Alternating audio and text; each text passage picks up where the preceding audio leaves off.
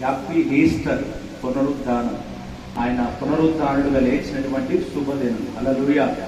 ఎందుకంటే దేవుని బిడ్డలారా, మనకి ఈ రోజే ప్రత్యేకమేం కాదు, మనకి ప్రతి ఆదివారము పునరుద్ధాన దినమే. మనం ఏదో ప్రత్యేకంగా ఈ డేట్ని ఫిక్స్ చేసుకొని ఈరోజు యేసు ప్రభువు లేచిన రోజు అని మనం ఏదో కొత్తగా చేయట్లేదు. ఎప్పుడైతే యేసు ప్రభువు లేచాడో ఆ రోజు నుంచి కూడా మనం ఈ పునరుద్ధాన ఆదివారపు ఆరాధన చేస్తానే ఉన్నాం. అది క్రైస్తవులకి ఇవ్వబడినటువంటి గొప్ప ధన్యత. చూడండి, సమయాన్ని పోనివ్వకుండా ఈ పునరుద్ధానమైన దినాన్న, ఈస్టర్ రోజున కొన్ని మాటలు మనం జ్ఞాపకం చేసుకుందాం దేవుని వాక్యంలో నుండి. సమయాన్ని పోనివ్వకుండా ఈ పునరుద్ధాన దినాన్న సందర్భించి కొన్ని మాటలు మనం జ్ఞాపకం చేసుకుందాం. లూకా సువార్త 24వ అధ్యాయము. లూకా సువార్త 24వ అధ్యాయము మనందరికి తెలిసిన వాక్యం. లూకా సువార్త 24వ అధ్యాయము 5వ వచనము 6వ వచనాన్ని చదువుకుందాం. 5వ వచనము 6వ వచనం. వారు భయపడి ముఖములను నేల మోపి ఉండగా, వీరు సజీవుడైన వారిని మీరెందుకు మృతులలో వెతుకుచున్నారు? ఆయన ఇక్కడ లేడు, ఆయన లేచి ఉన్నాడు. దేవునికి స్తోత్రం కలుగును గాక. చూడండి, చక్కని వాక్యం సెలవిస్తుంది కదా. పెందల కాడే ఆదివారాన ఇంకా చీకటిగా ఉండగానే దేవుని బిడ్డలారా, ఆ స్త్రీలంతా కూడా ఆ సమాధి దగ్గరికి వెళ్ళారంటే, యేసుప్రభు సమాధి దగ్గరికి. చూడండి, అక్కడికి వెళ్ళి అక్కడ చూస్తామంటే దేవుని దూత మరి ఏమని వారితో మాట్లాడుతుందంటే, వారు భయపడి ముఖములను నేల మోపి ఉండగా, మీరు సజీవుడైన వారిని మీరు ఎందుకు మృతులలో వెతుకుచున్నారు? ఈ ఈస్టర్ రోజున, ఈ పండగ రోజున మన వాక్యాంశం ఏంటంటే, మనం ఆరాధిస్తున్న దేవుడు సజీవుడైన యేసయ్య. స్తోత్రం చెప్పండి ఒకసారి. ఎవరు చెప్పండమ్మా? సజీవుడైన యేసయ్య. మనం ఒక సమాధిలో ఉన్న దేవుణ్ణి ఆరాధించట్లేదండి. లేకపోతే మన కొరకు ఆయన మరి పాపాలను భరించి కొట్టబడి ఏడ్చబడి ఆయన చంపబడి సిలువలో ఆయన మ్రానులు మోసి సిలువలో వేలాడబడి అలాగనే సిలువలో ఆయన చనిపోయిన తర్వాత సమాధి చేయబడి ఆ సమాధిలో ఉన్న దేవుణ్ణి ఆ సమాధి దగ్గరికి వెళ్ళి మనం ఆరాధన చేయట్లేదు. ఇప్పటికీ ఇజ్రాయేల్ దేశంలో యేసు ప్రభు సమాధి ఖాళీగానే ఉంది. దేవుడికి స్తోత్రం కలుగును గాక. ఎందుకంటే ఆయన ఆ సమాధిలో లేడండి. యేసు ప్రభు వారు ఆయన చెప్పినట్లుగానే ఆయన సజీవుడుగా ఉన్నప్పుడు, శరీరముతో ఆయన జీవంతో ఒక మనుషుడుగా ఉన్నప్పుడు ఆయన చెప్పాడు కదా, ఆయన ఆ దేవాలయం దగ్గరికి వెళ్ళి అన్నాడు, అక్కడ క్రయ విక్రయాలు చేస్తున్న వారిని చూసి, వ్యాపారం చేస్తున్న వారిని చూసి ఆ బలలన్నీ పడదోసి, ఇదిగో నా మందిరం సమస్త జనులకు ప్రార్థనా మందిరం.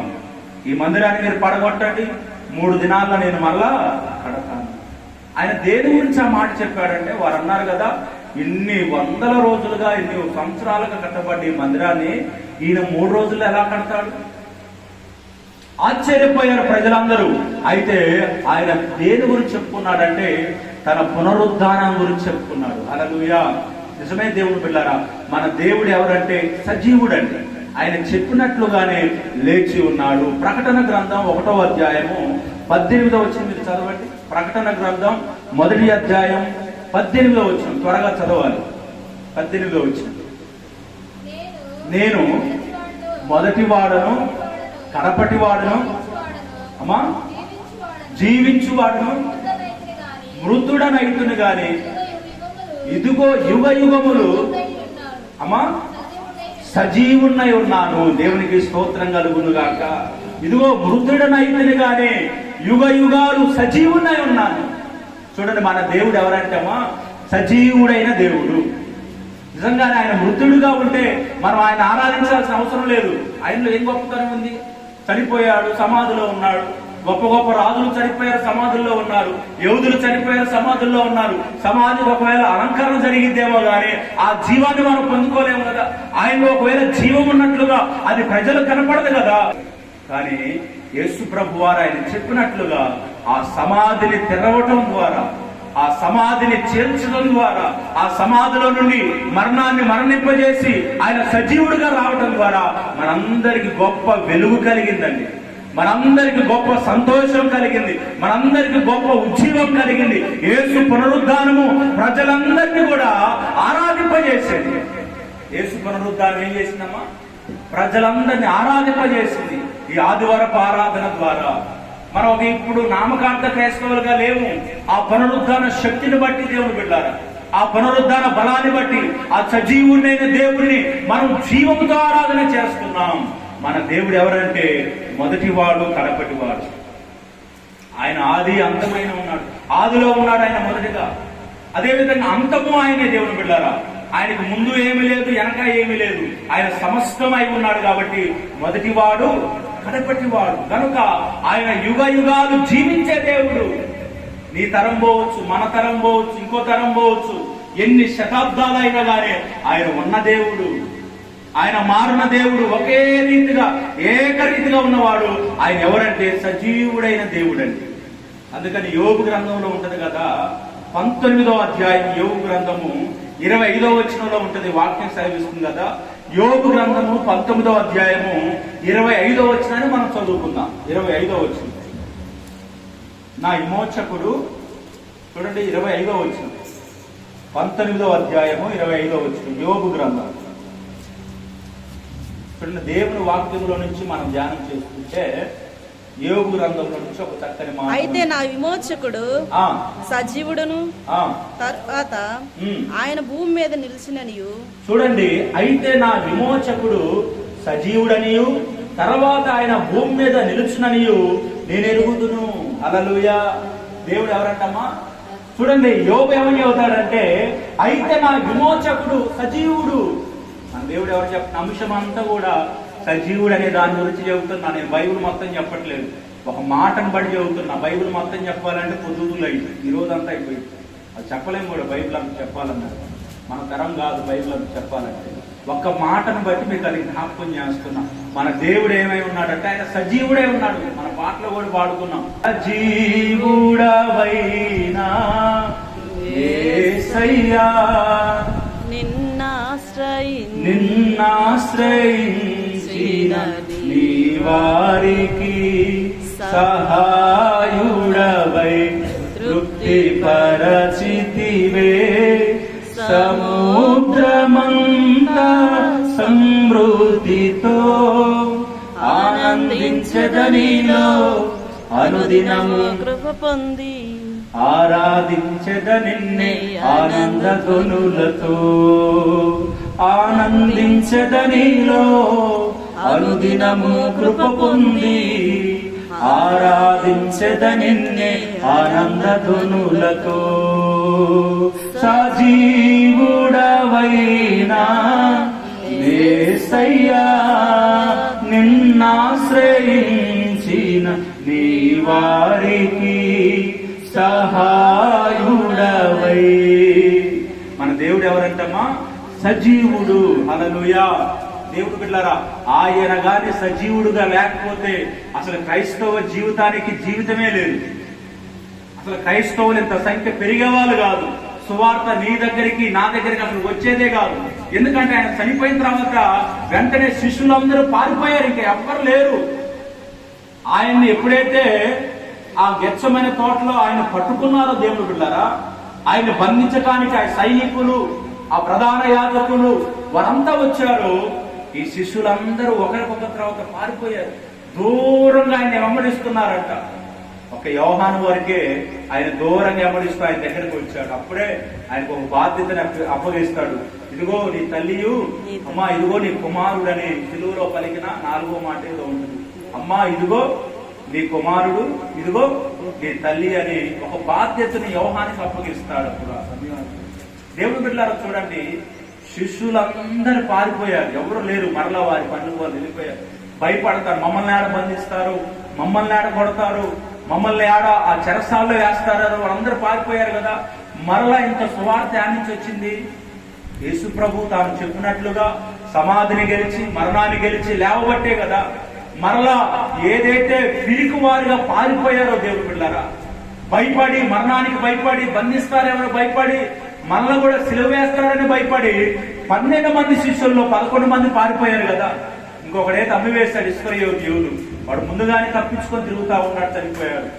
అయితే దేవుడు బిడ్డలారా, ఈ శిష్యులందరూ పారిపోయారు. కానీ యేసు పునరుద్ధానము ఆయన మరలా వారికి ప్రత్యక్షమై ఆయన మొదటిగా స్త్రీలకు కనపడి మగ్దలేని మరియ కనపడి ఆమె వార్త తీసుకొచ్చి శిష్యుల చేత వారు నమ్మలేదు.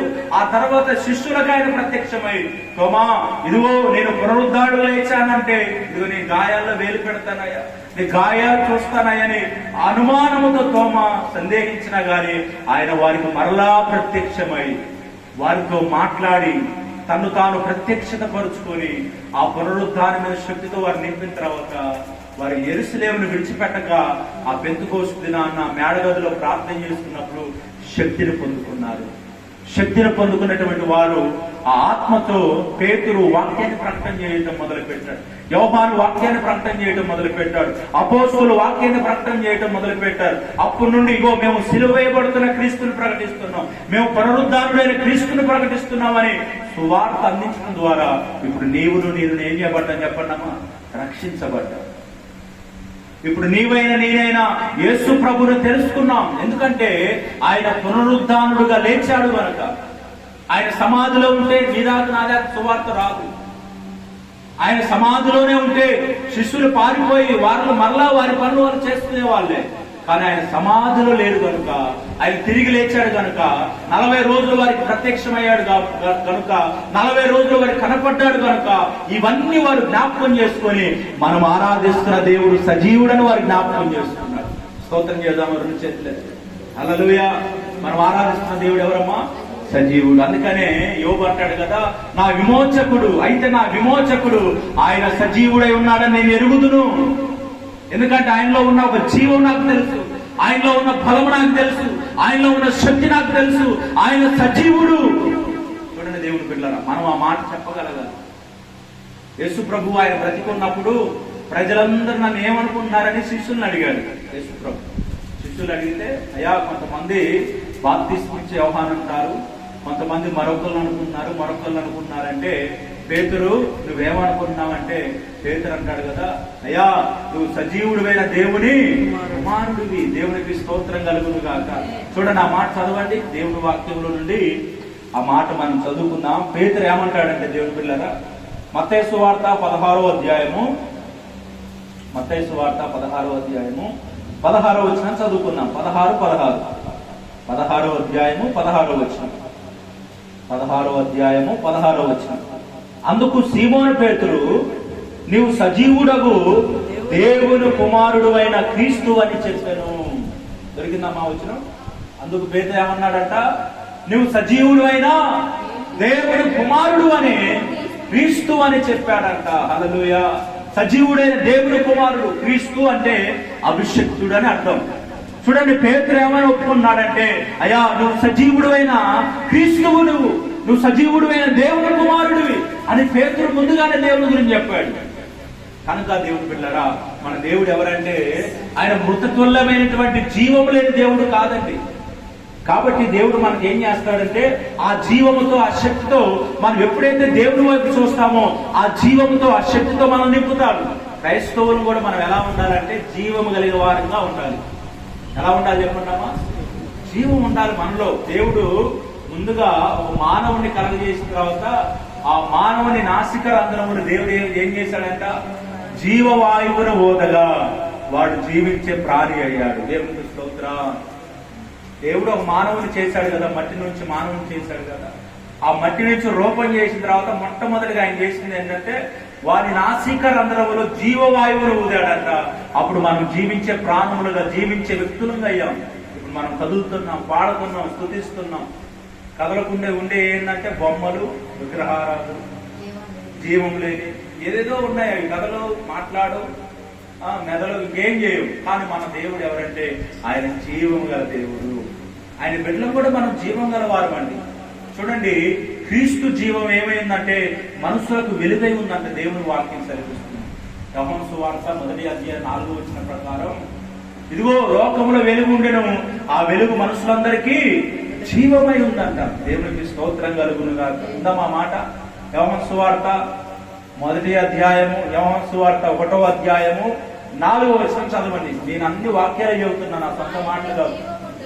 ఆయనలో జీవముండెను, ఆ జీవము మనుషులకు వెలుగై ఉండెను. హల్లెలూయా. చాలు, ఒక మాట చాలు.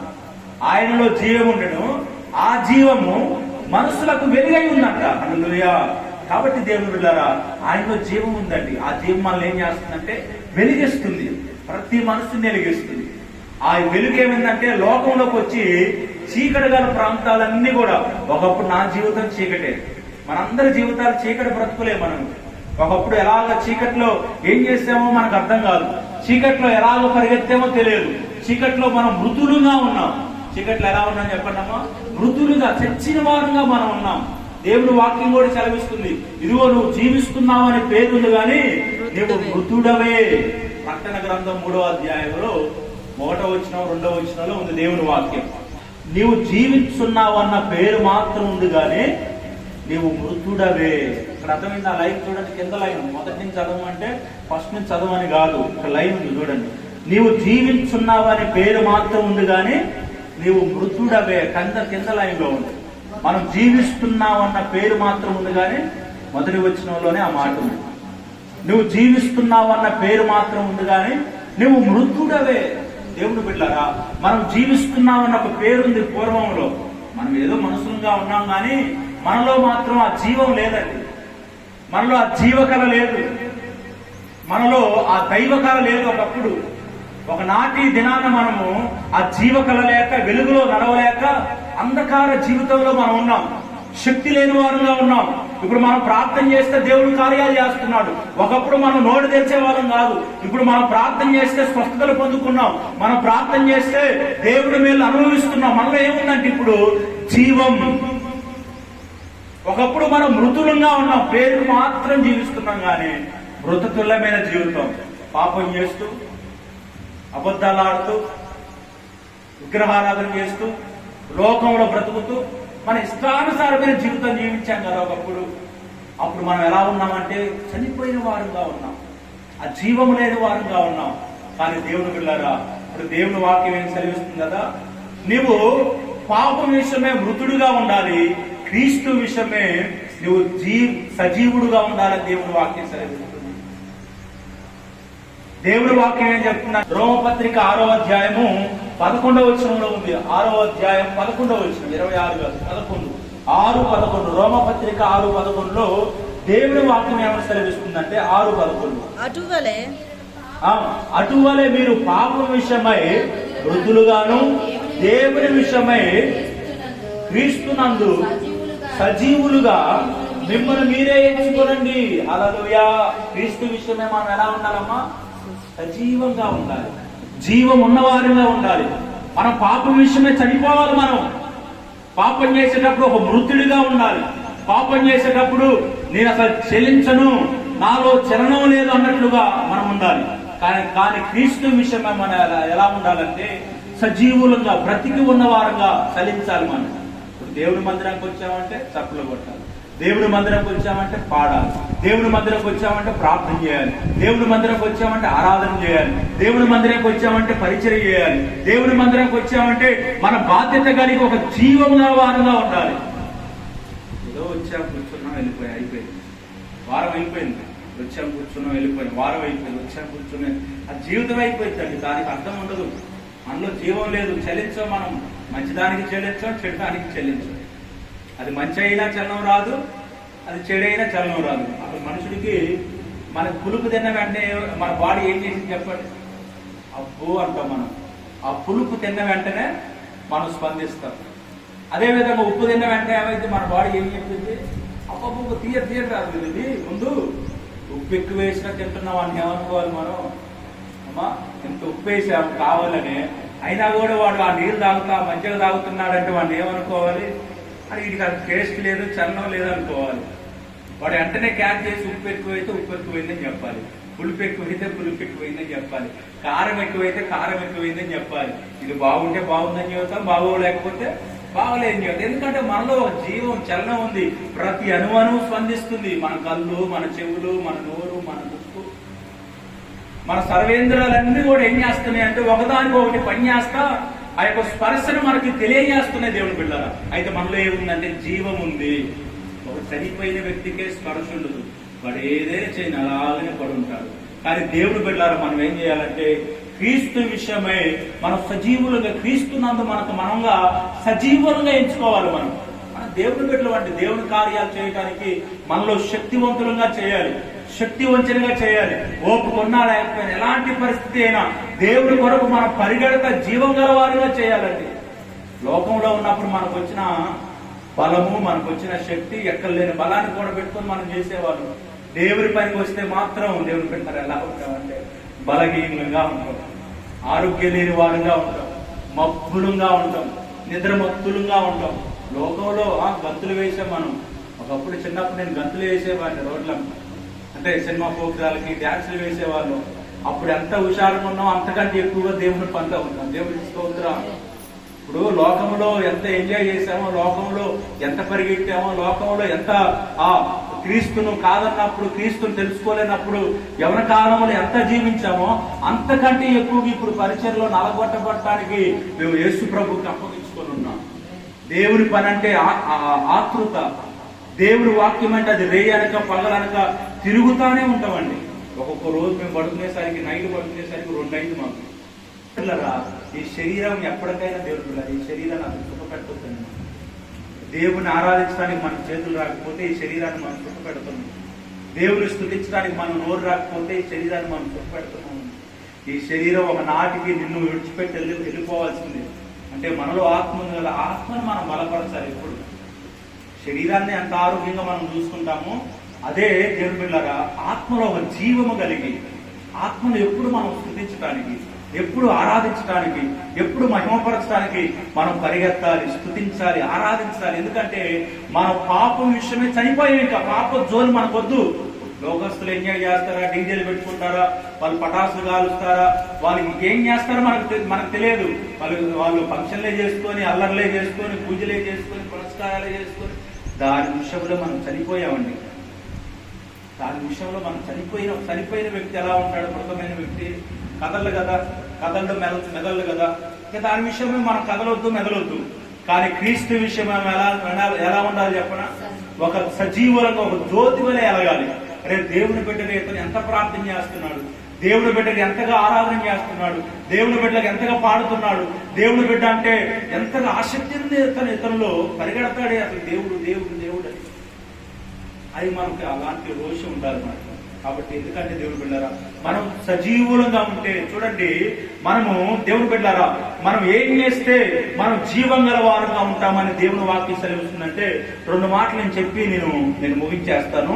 ఎవరికి జీవం కలుగుతుంది, ఎవరికి జీవం కలుగుతుంది? చూడండి దేవుని వాక్యం నుండి ఎవరు జీవిస్తారంటే రోమపత్రిక 4వ అధ్యాయము 17వ వచనం చదువుకుందాం. రోమపత్రిక 4వ అధ్యాయము 17వ వచనం.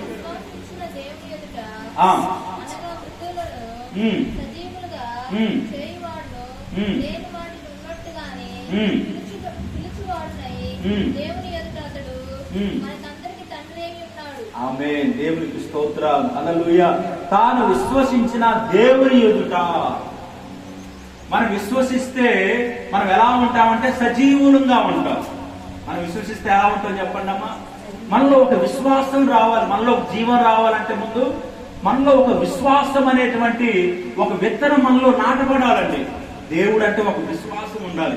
మనల్ని ఎవరు పిలుస్తారు చెప్పండి అమ్మా? మనల్ని ఏమని పిలుస్తారమ్మా? మిమ్మల్ని ఏమని పిలుస్తారు? చర్చికి వెళ్ళే వాళ్ళు మిమ్మల్ని ఏమని పిలుస్తారు? బయట వాళ్ళు అక్క అంటారా? దేవుడి బిడ్డలు విశ్వాసులు అంటారు, అక్క అంటారు.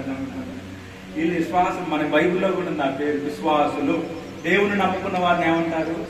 విశ్వాసులు. అయితే మనలో ఏముండాలి? విశ్వాసం అనే ఒక విత్తనం ఉండాలి. అక్కడ వినండి, విశ్వాసం అనే ఒక విత్తనం ఉన్నప్పుడు మనం ఏం చేయబడతామంటే సజీవులం అయిపోతాం. మనం నీలో విశ్వాసం లేకపోతే నువ్వు దేవుడి మీద నమ్మిక ఉంచలేవు. నువ్వు ఏదైనా పని చేసినప్పుడు విశ్వాసం ఉండాలి. ఇదిగో నేను ఇది చేస్తున్నాను, ఖచ్చితంగా దేవుడు కార్యం జరిగిస్తాడు. నేను ఈ పని తలపెడుతున్నాను, ఖచ్చితంగా దాంట్లో నేను విజయాన్ని పొందుకుంటానని ఒక దృఢమెచ్చేట ఒక విశ్వాసం నీలో ఉండాలి. ఆ విశ్వాసమే నిన్ను జీవం గల వ్యక్తిగా చేసింది. నువ్వు విశ్వసిస్తే దేవుడి కార్యాలు చూస్తావు. హల్లెలూయా. విశ్వాసము లేకుండా దేవుని బిడ్డలారా ఇది జరిగిద్దా? ఇది జరిగిద్దా? జరగదు. ఏమంటారు చెప్పండి? 2 మాటలు ఉంటాయి క్రైస్తవుల్లో, 2 మాటలు. 2 తలంపులు, 2 పడవలు, 2 కాళ్ళు. ఇటు అటు చూడాలి, ఇటు చూడాలి.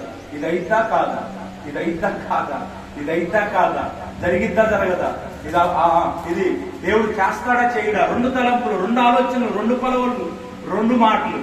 దేవుడు పిల్లరా, మనము 2 మాటలు, 2 తలంపులు, 2 ఆలోచనలు ఉండదు. మనది ఒకటే మాట, ఒకటే ప్రవర్తన. ఎందుకంటే దేవుడు ఏదైనా చేస్తాడు. మనం ఒక మాట చెప్పండి, దేవుడు ఏదైనా చేస్తాడు. హల్లెలూయా. మీరు కూడా చెప్పండి, దేవుడు ఏదైనా చేస్తాడండి. ఇది దేవుడు చేస్తాడు, ఇది చేయలేడు అంటానికి దేవుడికి ఏమైనా బలహీనత? ఇగో దేవుడు ఎంతవరకే చేస్తాడండి అని నేను చెప్పగలుగుతానా? దేవుడు ఇదే చేయగలుగుతాడండి, ఇంకా పెద్దగా మించితే చేయలేడు ఆయన. దేవుడి కొద్ది కార్యాల వరకే చేస్తాడు కాబట్టి ఆ కొద్ది కార్యాలు అడగండి అని చెప్పగలుగుతామా? అసలు ఆది అంతమైన వాడు కదా, మొదటివాడు కడపటి వాడు కదా, సమస్తాన్ని నోటి మాట ద్వారా కలగజేసిన వాడు కదా. ఆయన ఏదైనా చేయగలడు, ఏదైనా చేయగలడు. చనిపోయిన వారిని బ్రతికించగలడు. బ్రతుకులో ఆయనకి దేవుడికి వ్యతిరేకంగా ఉన్న వారిని దేవుడు తీసుకోగలుగుతాడు. ఒకడు మరణించడం, ఒకడు బ్రతకటం ఆయన అధికారంలో ఉన్నాయి, ఆయన వశములో ఉన్నాయి. కాబట్టి దేవుడు బిడ్డలారా, మనం ఏం చేయాలంటే మనం విశ్వసించాలి. విశ్వసిస్తే మనలోకి జీవం వచ్చింది. 2వ మాట, మనలోకి జీవం రావాలంటే ఆయన యందు భయభక్తులు కలిగి ఉండాలి. ఒక్క మాట చదువు నేను ముగించేస్తాను. 2వ మాట సామెతల గ్రంథం 24వ అధ్యాయము 4వ వచనం. ఒక్క మాట చదువుని ముగించేస్తుంది. సామెతల గ్రంథము 22వ అధ్యాయము 4వ వచనం. 22:4 22:4 ఉందామా?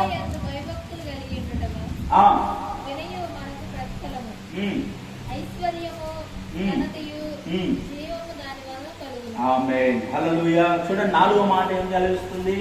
యెహోవా యందు భయభక్తులు కలిగి ఉండుట వినయమునకు ప్రతిఫలము, ఐశ్వర్యమును, ఘనతయు, జీవమును. చూడండి, జీవమును. దాని వలన మీకు అనుకుంది. దేని వల్ల? యెహోవా యందు భయభక్తులు కలిగి ఉంటే. దేవుని పిల్లలు, నీలో ఒక జీవం రావాలంటే మొదటిగా విశ్వసించాలి, 2వదిగా భయభక్తులు కలిగి ఉండాలి. అవునా? మనం దేవుని బిడ్డలం కదా, ఎంత భయం ఉండాలి దేవుడు అంటే. దేవుని బిడ్డల్లో అల్లరి ఉంటే అతను దేవుని యందు భయభక్తులు గలవాడా? దేవుడి మందిరానికి వచ్చినప్పుడు ఎలా పడతారో మనం కొనసాగితే దేవుని బిడ్డలారా, నేను చెబుతున్నాను, నేను మాస్టర్ గారినే కదా, చర్చిలో ఎంత స్వేచ్ఛగానే ఉండొచ్చు. నేను ఎవరికి వెళ్ళినా నాకు వాక్యాలన్నీ తెలుసు, పాటలు పడతా, ఆరాధన చేస్తాను. ఈ గర్వంతో నేను ఎంత పెడతట్టుంటే ఏదో వాళ్ళే కూర్చుంటారు, వెళ్ళిపోతారు. అట్లా కాదు, కింద కూర్చోవడానికైనా సిద్ధపడాలి. ఇది దేవుని మందిరం, ఇది దేవుని నలుగురు కూర్చున్నాం కదా, ఇది దేవుని సన్నిధి కదా. మనం ఎలా ఉండాలి చెప్పండి? జీవము గలవారంగా భయభక్తులు కలిగి ఉండాలండి. మనలో ఏముండాలి చెప్పండి? మనం ఎక్కడ ఏ మందిరంలో ఉన్నాం, నేను అదే ఆలోచన చేస్తాను. నేను ఏ మందిరంలో ఉన్నా, ప్రభు నీ మందిరానికి వెళ్ళగానే నేను వనకాల ముందు భయపడాలి. అది నీ మందిరం, నీ దేవాలయం, అది నీ సన్నిధి, అది నువ్వు నివసించే స్థలం. అది నీ మందిరంలో నేను అసభ్యకరంగా ఉండొద్దు, నేను ఎవరితో అసభ్యకరంగా ప్రవర్తించకూడదు, చూడకూడదు, మాట్లాడకూడదు. నీ మందిరంలో నాకు భయం ఉండాలి ప్రభు. ఎందుకంటే మరి ప్రసంగి గ్రంథంలో ఉంది 5వ అధ్యాయం 1వ వచనంలో, నీవు దేవుని మందిరానికి వెళ్ళినప్పుడు నీ ప్రవర్తన జాగ్రత్తగా చూస్తూ, అంటే భయపడటానికి ఆ మాట చెబుతున్నాడు దేవుని వాక్యం. మనం దేవుడి సన్నిధికి వచ్చినప్పుడు, దేవుని దగ్గర ఉన్నప్పుడు మనలో జీవం రావాలంటే, ఆ శక్తి రావాలంటే దేవుని బిడ్డలారా, మనలో ఒక భయం అనేది ఉండాలి. దేవుడు చూస్తున్నాడనే ఒక భయం ఉండాలి. కాబట్టి దేవుని బిడ్డలారా, మనం దేవుడు చూస్తున్నాడు లేదు, చూడట్లేదు లేకుంటే మనలో ఇంకెప్పుడు ఆ జీవం ఉండదండి. మనం ఎడాపడ జీవిస్తూ ఉంటాం. కాబట్టి మన దేవుడు సజీవుడు. ఆ సజీవుడైన శక్తిని మనం పొందుకోవాలి. ఎల్లప్పుడూ మనం జీవం గలవారుగా దేవుడు స్తుతించాలి, ఆరాధన చేయాలి. చెప్పండి అమ్మ, ఇప్పుడు చెప్పండి, వాక్యాంశం చెప్పండి. మన దేవుడు ఏమై ఉన్నాడు? చూడండి, ఆ స్త్రీలందరూ కూడా పెందలగాడే. ఆ 24వ అధ్యాయం, లోకాసు వార్త 24వ అధ్యాయం 1వ వచనం చూస్తే స్త్రీలందరూ కూడా సమాధి దగ్గరికి వెళ్ళిపోయారు. ఆయన చూస్తున్నారు, ఆయన ఎక్కడున్నాడని. ఒక్కసారిగా దేవుడి వెలుగుగా, ఆ దూత వెలుగు రాగానే భయపడతా ఆ ముఖము నేల మోపుకుంటే దేవుని వాక్యం ఏమి సెలవిస్తుందంటే, సజీవునైన వాడిని మీరు ఎందుకు మృతుల్లో ఎదుగుతున్నారు? ఒక్క మాట అండి, అసలు ఆ పదంలోనే మనకు శక్తి వచ్చింది. సజీవుడైన దేవుడు మన దేవుడు, సజీవుడైన దేవుడు అంటే మన దేవుడు. మృతతుల్యంతో శరీరంతో కుళ్ళిపోయిన దేవుడు కాదు, మృతతుల్యంతో శరీరంతోనే సమాధిలోనే ఉన్న దేవుడు కాదు. తెల్లగా తెల్లవారకు ముందే సమాధిని గెలిచిన వాడు. హల్లెలూయా. మృత్యుంజయుడు, పునరుద్ధానుడు, పునరుద్ధానపు బలముతో ఓ మరణమా నీ విజయం ఎక్కడ, ఓ మరణమా నీ ముళ్ళెక్కడని మరణాన్ని మరణింపజేసి పునరుద్ధానుడుగా లేచిన దేవుడు మన దేవుడు. హల్లెలూయా. ఆ పునరుద్ధానపు శక్తిని, ఆ బలాన్ని మనం ఎల్లప్పుడూ పొందుకోవాలి క్రైస్తవుడిగా. ఆ పునరుద్ధాన బలముతోనే మనం క్రీస్తుని ఆరాధించాలి, లోకాన్ని జయించాలి, పాపాన్ని జయించాలి. ఈ లోకాన్ని జయించి క్రీస్తు కొరకు జీవం గలవారుగా బ్రతకాలి. దానియేలు, నువ్వు దేవుని జీవం గల సేవకుడివి. మోషే దేవుని జీవం గల సేవకుడు. మనం అందరం కూడా రోషం గల జీవం గల దేవుని బిడలము, దేవుని సేవకులం మనం. కాబట్టి ఆ జీవంతో మనము ఎల్లప్పుడూ మనలో ఊపిరినంత వరకు, ఈ శరీరానికి ఊపిరి రావాలంటే రాదు, అన్నం తినకపోతే పడిపోతాం మనం. అన్ని షుగర్లు, బీపీలు, థైరాయిడ్లు, ఎక్కడ లేని బలహీనతలన్నీ శరీరానికి వస్తున్నాయి కదా. కూర్చోలేము, లేవలేము, నిలవలేము, ఏమీ చేయలేము. ఒక్క దేవుడు బలపరచకపోతే, దేవుడు చూపకపోతే ఏమైనా చేయగలుగుతామని చెప్పండి? చేయలేం. కాబట్టి దేవుని కృప మీద ఆధారపడి దేవుడు శక్తిని ఇస్తున్నాడు కాబట్టి చేతులెత్తి స్తుతించాలి, ప్రార్థించాలి, మహిమపరచాలి, ఆరాధించాలి. ఈ శరీరం మట్టి అయిపోయేది. చెయ్యి ఉన్నప్పుడే స్తుతించండి అమ్మా, చెయ్యి ఉన్నప్పుడే ఆరాధించండి, చేతులు ఉన్నప్పుడే మహిమపరచండి, కాళ్ళు ఉన్నప్పుడే దేవుడి కొరకు పరిగెత్తండి. పోయిన తర్వాత బలం పోయిన తర్వాత, శక్తి పోయిన తర్వాత, ఇప్పుడున్న ఈ రూపం మళ్ళీ వచ్చే సంవత్సరం ఉంటుందా? నాకు పోయిన సంవత్సరం ఒకలాగున్నా, ఇప్పుడు ఒకలాగున్నా, ఎప్పుడు మళ్ళీ తర్వాత వచ్చే సంవత్సరం ఎలా ఉంటావు మన జీవితానికి ఒక ఆధారమే లేదండి. ఎప్పుడు ఎలాగా ఉంటుందో మన జీవితానికి తెలియదు. కాబట్టి ఉన్నంత కాలం దేవునికి ఎల్లప్పుడూ మనం స్తుతులు చెల్లించాలండి. ఆయన జీవం గల దేవుడు, సజీవుడు. ఆయన మృతతుల్యమైన దేవుడు కాదు. నువ్వు దేవుని బిడ్డలారా మౌనంగా ఉండడానికి, నువ్వు అశ్రద్ధగా ఉండడానికి, నువ్వు భక్తిహీనంగా ఉండడానికి ఆయన మృతతుల్యమైన దేవుడు కాదు. ఆయన సజీవుడైన దేవుడు. ఆ సజీవుడైన దేవుని జీవంతో ఆ జీవాన్ని పొందుకొని ఎల్లప్పుడూ మనం ఆయన స్తుతిద్దాం. దేవుడి కొద్ది మాటలు దీవించి ఆశీర్వదించును గాక. ఆమె ఈ మాటల చేత ప్రభు మనల్ని బలపరచును గాక. ఆమె